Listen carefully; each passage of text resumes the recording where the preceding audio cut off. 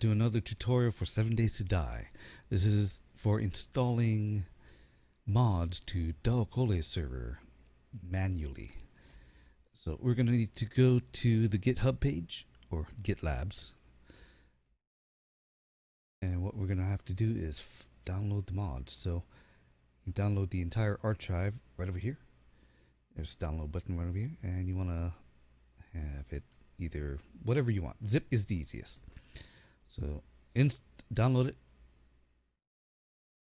and put it into whatever directory you want. So for me, I'm going to put mine in my 7 Days to Die folders, mod download folder right there. Boom. So that'll take some time depending on how fast your internet connection is.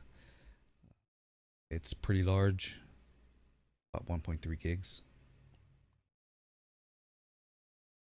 So as soon as we're done, we can start installing. I suggest acquiring 7-zip. Go to 7zip.org. 7zip.org.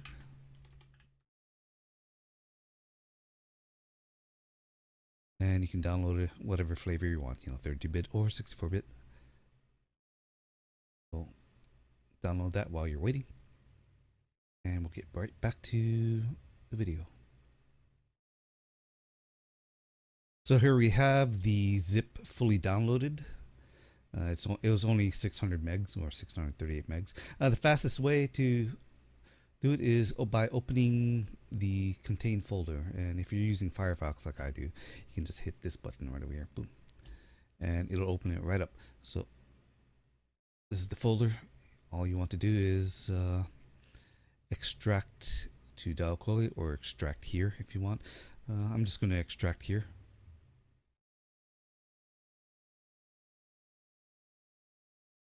So that'll take a moment.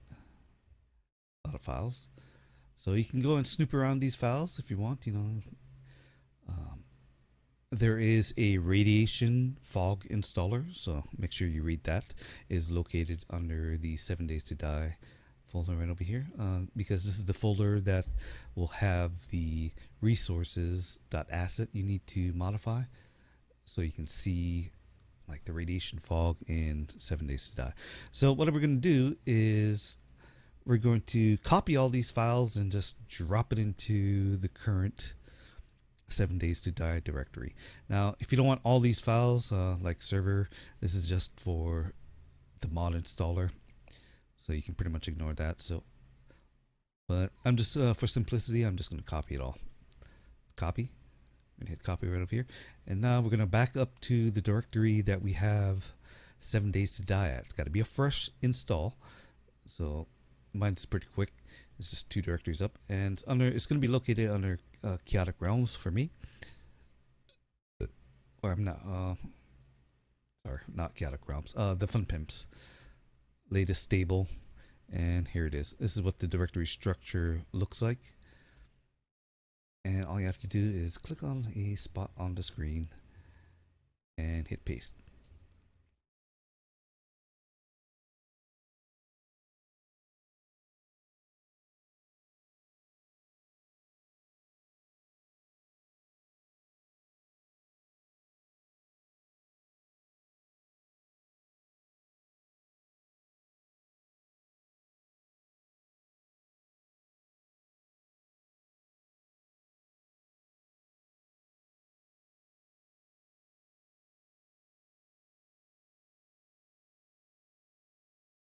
And it's going to ask you to replace some files. You want to replace these. These are, you can decide for each file if you want to have a look at what they are. It's the C assembly sharp, progression, quests, and a few other things. So you can just click on all the files and hit continue, or you can just replace all files in destination. This is a modded server now. So there's a couple of additional files, and so once we are done over here, you want to launch it with the 7 Days to Die launcher. One of the things that you need to disable is the easy anti-cheat. We have a different type of anti-cheat system on our server, and because of some of the mods, like which mod is it? Zin's NPCs, Security Bot, and Sphere's cores, due to those mods not being EAC safe, you need to disable EAC. What those mods are they add NPCs to the game, security bots, and a couple of really nice things.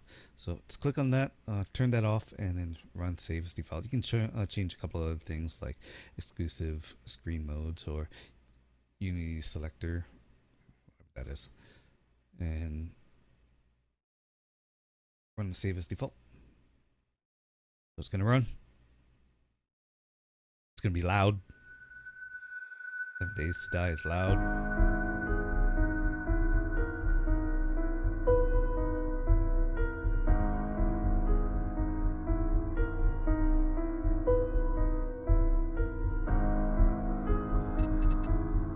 One of the first things I'm gonna do is turn the music down a little. A little more. Alright. So if this is your first time playing, it's gonna make you create a profile, of course. Do that, and then you can join game. See, it's gonna make it's making me do a new profile. So I'm just gonna choose. Let's see. Okay. So my server is there already. The Okole. It's been favorited, but if you do not have it there, you can wait and type it up over here. The Okole. And wait for it to populate. But if it does not populate, you're gonna have to add the IP address in. So connecting to IP, the IP address is 14.1.28.50, port 22152, and you can hit connect. And once you hit connect, you should be able to connect to the server just fine. It'll download a map. The map is rather large, so it may take some time. After all, it's a map of Maui County, and Maui County exists of Molokai, Lanai, Kaho'olawe, and my brain just decided to go out. Oh, and Maui, of course. Maybe another one. I left out Molokini. Custom map. So once you've connected, it's probably going to ask you, Windows Defender allow access.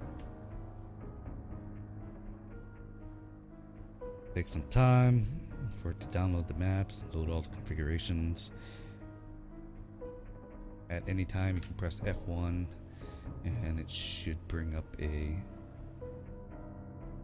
console window, and you can just see if there's any bugs, especially if it's taking a really long time. Make sure that there's no bugs happening. If there is, let me know and I will try to fix that. GitHub, the GitLabs is updated all the time, so anytime I make a change, it gets sent. So here it is, waiting for server to send the world. So it's a pretty large world. So it may take a few minutes depending on how quick your connection is. So we will wait for a few minutes. They made about 1 minute. So, initializing the world. As soon as we get in, it might take a few moments for everything to render up.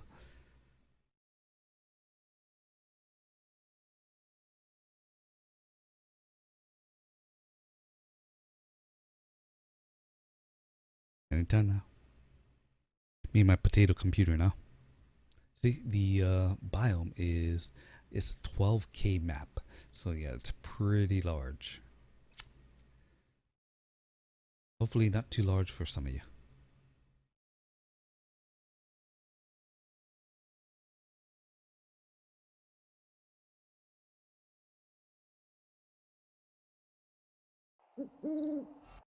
And a whole bunch of shader problems.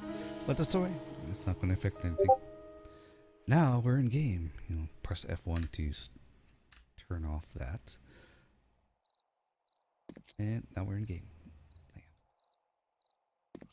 Nighttime for me. Gun safe. I still need to open that. Zombies!